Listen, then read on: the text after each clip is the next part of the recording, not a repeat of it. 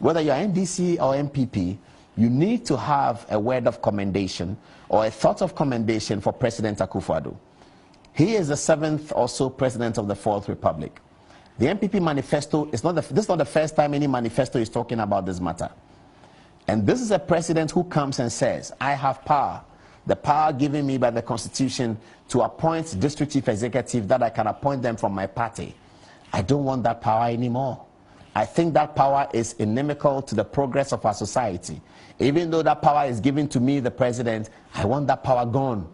I want it to go to the people. I want all political parties to participate and let us compete for the power at the local level. I, as Akufo-Addo, I want to compete with my MPP. Let John Mahama come and compete. Let Flight Lieutenant Rawlings and his people compete. Let PNC and CPP and all the political parties compete. This is a power that I have, but I don't want it anymore. I want to throw into the arena of competition. I will compete for some of it. Other people can compete for some of it, because that is the modern way of doing things. That is the way to break the winner takes all. I think for the statement that the president made in Parliament, he deserves commendation, because we have learned that power corrupts from Lord Acton and absolute power corrupts absolutely. This president has demonstrated that he doesn't want absolute power.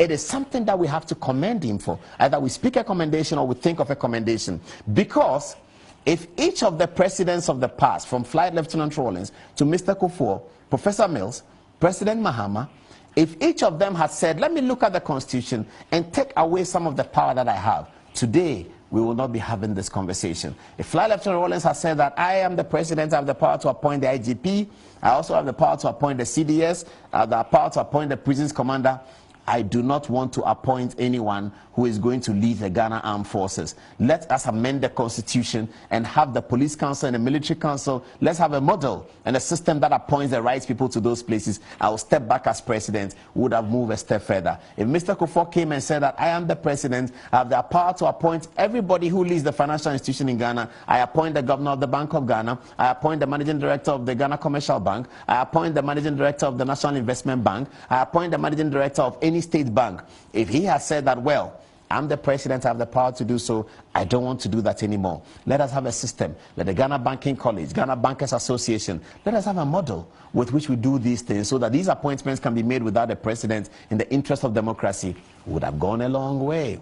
If Professor Mills had come and said that I'm Professor Mills, I'm a lawyer, I've gone through the system, I appoint the Chief Justice, I appoint Supreme Court judges, I appoint Court of Appeal judges, now I don't want that power anymore. Let us go and amend the Constitution and have these people appointed another way. I can lobby as president, my ministers can lobby those councils, as ministers, as Attorney General, as ministers of justice, they can lobby, but I don't want the power to appoint these people. Would have come a long way. It is in this spirit that I think that Akufo-Addo, being the first president under the 4th Republic, to say that the power that I have, I don't want it.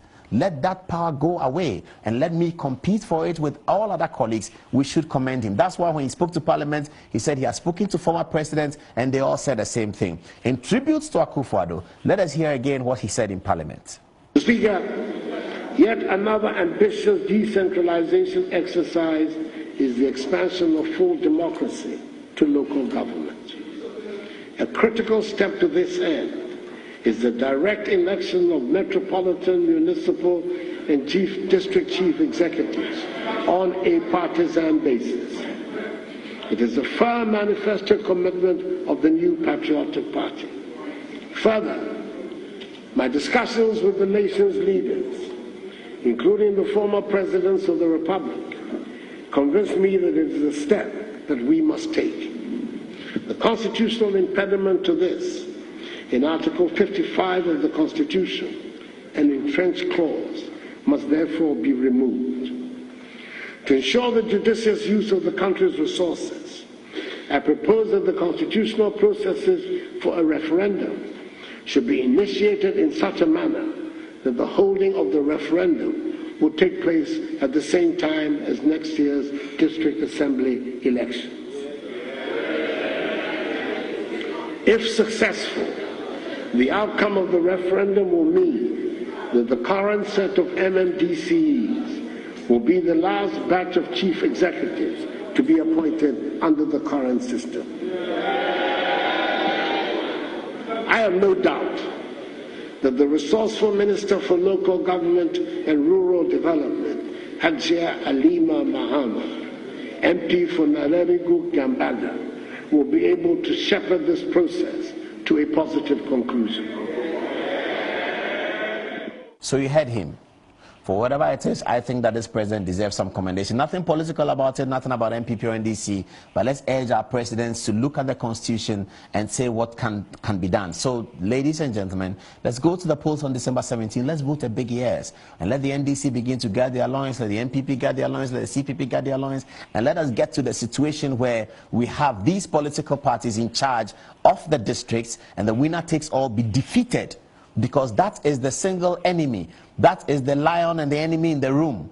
The winner takes all that the constitutional arrangement gives us is the enemy to Ghanaian politics. That is what has provided acrimonious politics. Let's go boldly on December 17th and vote yes, so that we will become like other countries have become, where our politics will no longer be acrimonious, where the responsibility of local government is clear, and we all know who has the responsibility. We all will have a connection with the development agenda in our localities. The taxes will be taken. Takrade will take different taxes from Kumasi. Kumasi might take different taxes from Ho. Ho might take different taxes from Accra.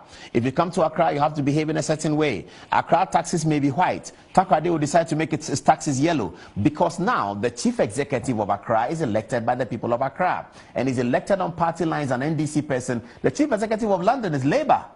What's wrong with that?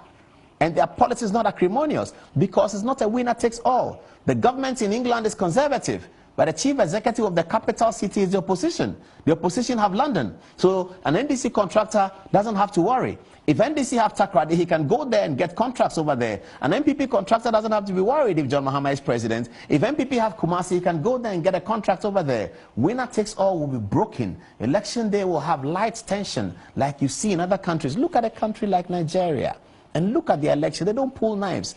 We pull knives. Nigeria doesn't pull knives.